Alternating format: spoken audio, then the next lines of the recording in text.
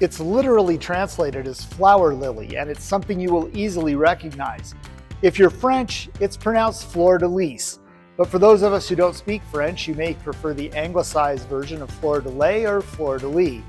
However you pronounce it, you know it as the worldwide icon of the Scouting movement. But why was the Fleur de Lis chosen as the symbol of Scouting? And did you know that one of the BSA's founding fathers didn't want the Fleur de Lis to represent the Boy Scouts of America? We'll learn more about the origins and the history of the Fleur de Lis, including its adoption by the Scouting movement, in this edition of Artifact of the Week.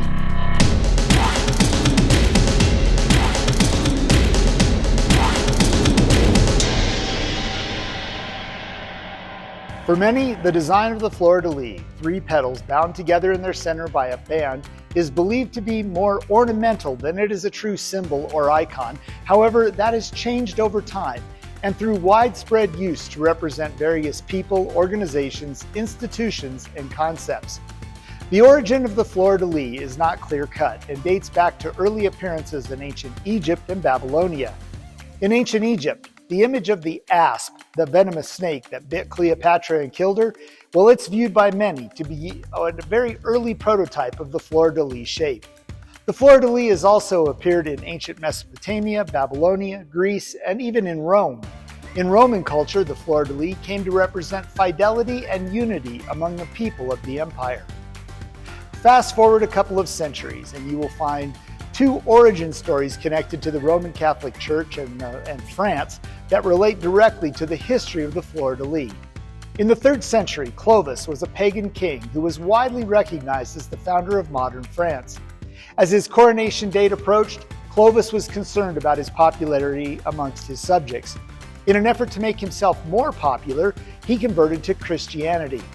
When he was baptized by the Catholic Church, legend says an angel in the form of a dove brought Clovis a golden lily that was born of the tears of Eve as she left the Garden of Eden. This was to symbolize his purification. The Church retained this connection to the Fleur de Lis, saying it represented the Virgin Mary as well as the Holy Trinity. In 800 CE, Pope Leo III used a banner containing a Fleur de Lis during the coronation of Charlemagne as Emperor of the Holy Roman Empire to symbolize the unity of the Church and his new government.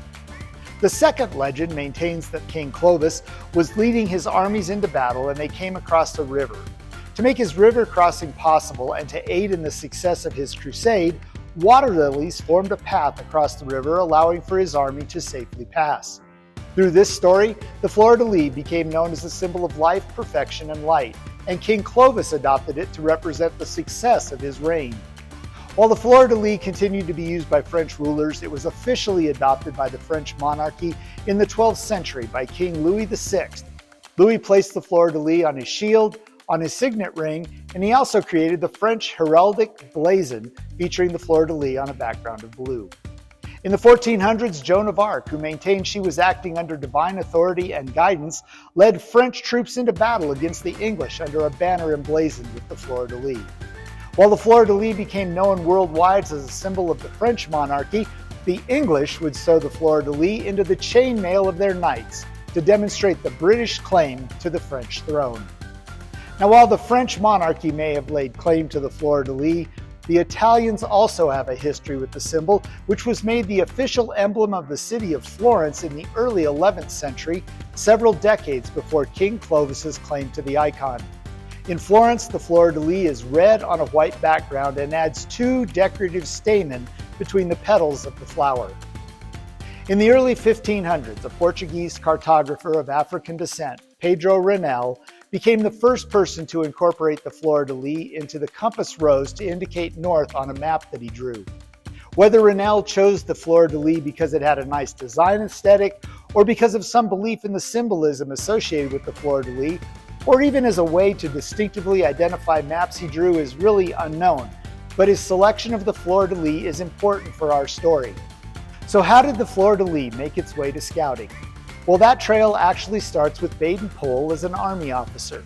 While in India and South Africa, one of his responsibilities was to train the officers and enlisted men assigned to his command. Upon completion of their training and after they passed a series of tests to demonstrate their mastery of the skills, BP awarded them the title of Scout and provided them with a badge to wear in the shape of a Fleur de Lis. In scouting for boys, BP wrote, "The Scout's badge is the arrowhead, which shows the north on a map or on the compass. It is the badge of a scout in the Army because he shows the way. So too a Peace Scout shows the way in doing his duty and helping others." Later, he amended his explanation in his 1933 autobiography, Lessons from the Varsity of Life. BP wrote, "Years ago, soon after the Boy Scouts were first started, certain critics accused the movement of being a military one. Whenever anything new has started, there are bound to be people who get up in their hind legs to find fault with it, often before they know what it is all about. In this case, they said that the Scout movement was designed to teach the boys to be soldiers, and they quoted in proof that the crest of the movement was, as they described it, a spearhead, the emblem of battle and bloodshed. I was asked by cable what I had to say about it. I telegraphed back, the crest is of the Fleur de Lis, a lily, the emblem of peace and purity." Baden-Powell went on to write, "The actual meaning to be read from the Fleur de Lis badge is that it points in the right direction and upwards, turning neither to the left nor to the right, since these lead backward again.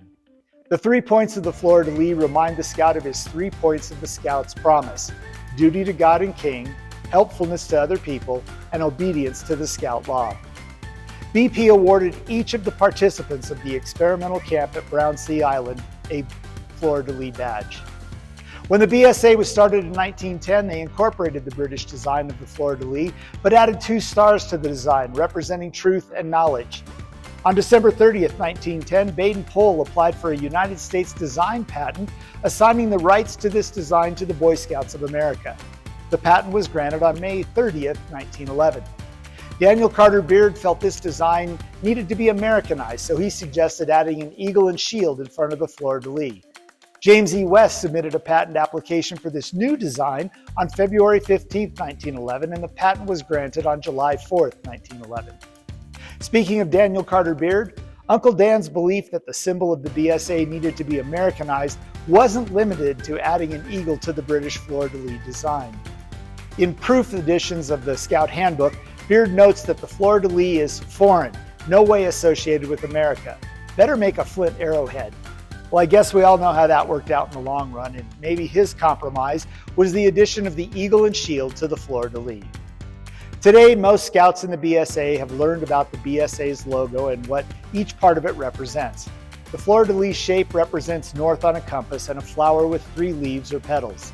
The 3 points of the Fleur de Lis represent the 3 parts of the Scout oath: to do my duty to God and my duty to my country, to obey the Scout law and to help other people at all times, and to keep myself physically strong, mentally awake, and morally straight.